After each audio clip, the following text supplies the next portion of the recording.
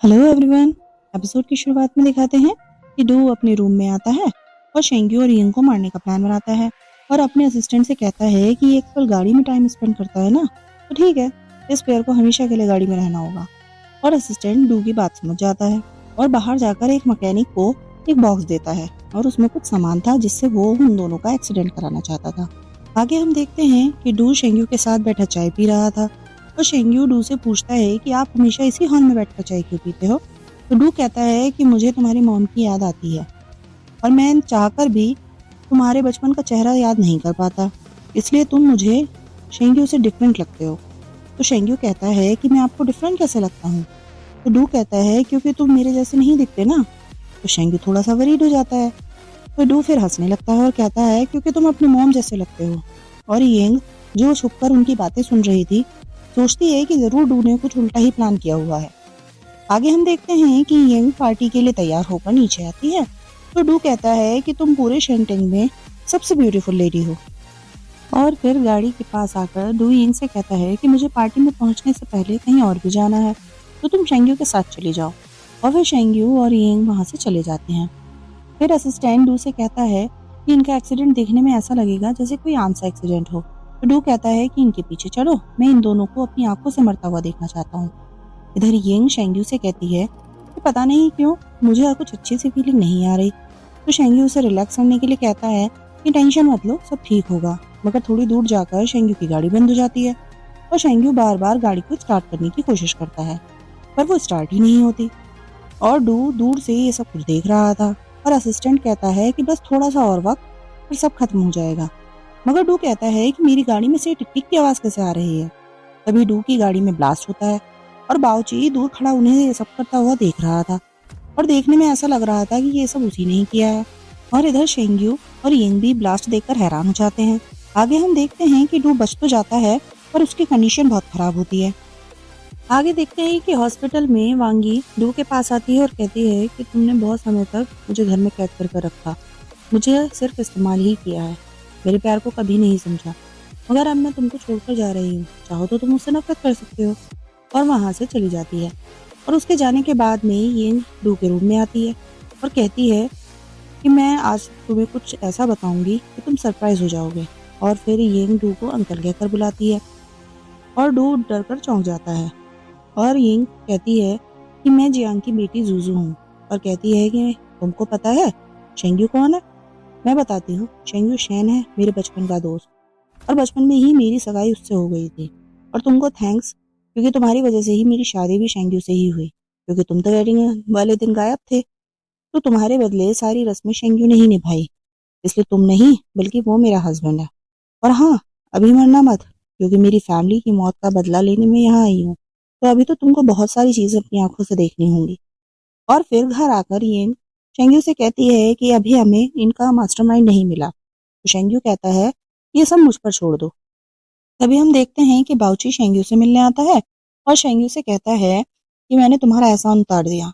जब डू ने तुम्हारी गाड़ी में बॉम्ब लगवाया था तो मैं वहीं था, और मैकेनिक के जाने के बाद में मैंने बॉम्ब तुम्हारी गाड़ी से निकाल कर डू की गाड़ी में लगा दिया। तो शेंग्यू थैंक्स कहता है और पूछता है कि क्या हम फ्रेंड्स बन सकते हैं। तो बाऊची कहता है कि तुम्हारे फादर और मेरे फादर दुश्मन थे, तो हम फ्रेंड्स नहीं बन सकते। तो शेंग्यू कहता है कि वो मेरा फादर नहीं है और बताता है कि मैं शेंग्यू नहीं बल्कि शैन हूँ।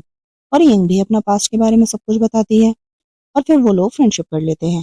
फिर बाऊची कहता है कि जब हमारा और तुम्हारा दुश्मन कॉमन है तो मैं तुमको कुछ देना चाहता हूँ। और फिर एक चाबी उनको देता है और कहता है ये मेरे पुराने घर की अलमारी की चाबी है और उसमें तुम्हें बहुत सारी चीजें तुम्हारे काम की मिल जाएंगी। और फिर बाऊची वहां से चला जाता है। हम आगे देखते हैं कि एक नर्स डू को इंजेक्शन लगाती है और इससे डू की डेथ हो जाती है। और जो नर्स इंजेक्शन लगाने गई थी वो डॉक्टर ली थी। वो आकर शेंग्यू को बताती है क्योंकि डू की डेथ हो गई है तो अब हमें पता चल जाएगा कि उसका बिजनेस संभालने कौन आता है, और हो सकता है कि इससे हमें मास्टरमाइंड का पता चल जाए। फिर हम देखते हैं कि यंग स्टडी रूम में रात दिन रिकॉर्डिंग ढूंढने में लगी रहती है। तभी शेंग्यू आता है और कहता है कि तुम थोड़ा सा रेस्ट कर लो। तो यिंग कहती है कि मैं चाहती हूँ कि जल्द से जल्द डू की सच्चाई सामने आ जाए ताकि हम भी अपनी रियल आइडेंटिटी के साथ जी सकें।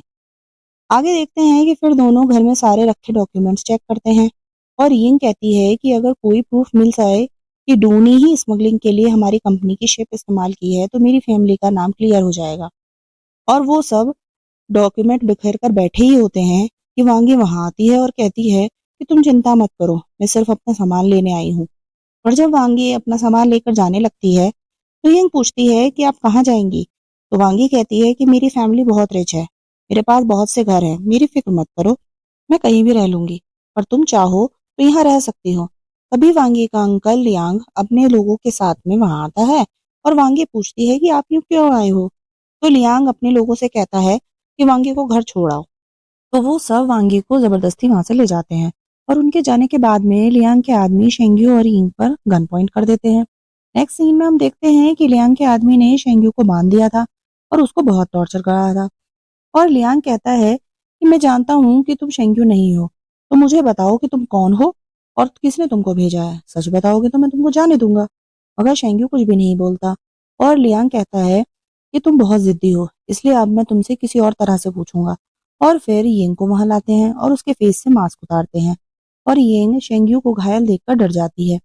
लियांग यिंग के फेस पर चाकू रखकर कहता है कि अगर मैं इसका फेस काट दूं तो तुम क्या करोगे। तो यिंग कहती है कि अगर तुम में हिम्मत है तो मुझे मार दो। मगर शेंग्यू जल्दी से कहता है कि तुम जानते हो कि डू ने तुम्हारी रिकॉर्डिंग सेव करी हुई है और मैं जानता हूँ कि रिकॉर्डिंग कहाँ है और यिंग की लाइफ के बदले में वो तो रिकॉर्डिंग तुमको दे सकता हूँ। तो लियांग मान जाता है और कहता है कि लड़की को खोल दो।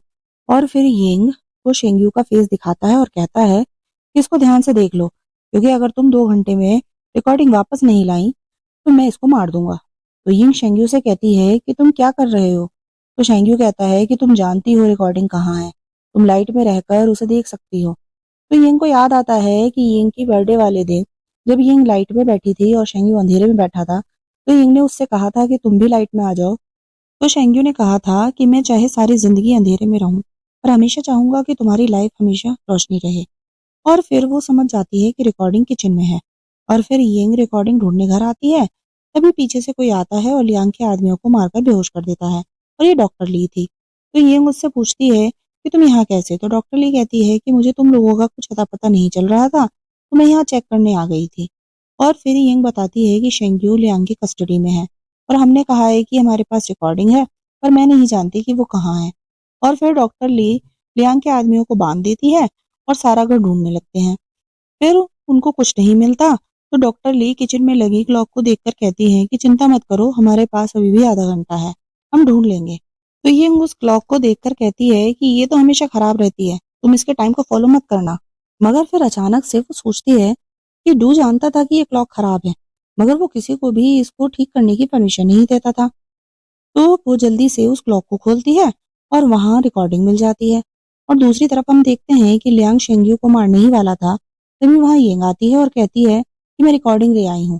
और डॉक्टर ली भी उसके साथ आई थी, मगर उसने लियांग के आदमी का भेस बदल लिया था।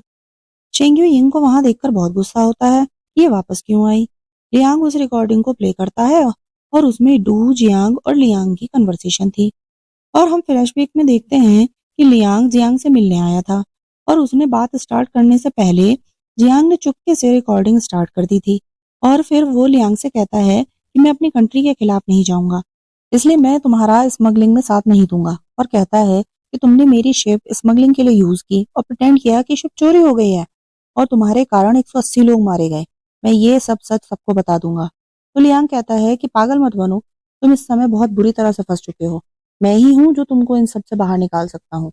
उस वक्त डू जियांग के अंडर में काम करता था।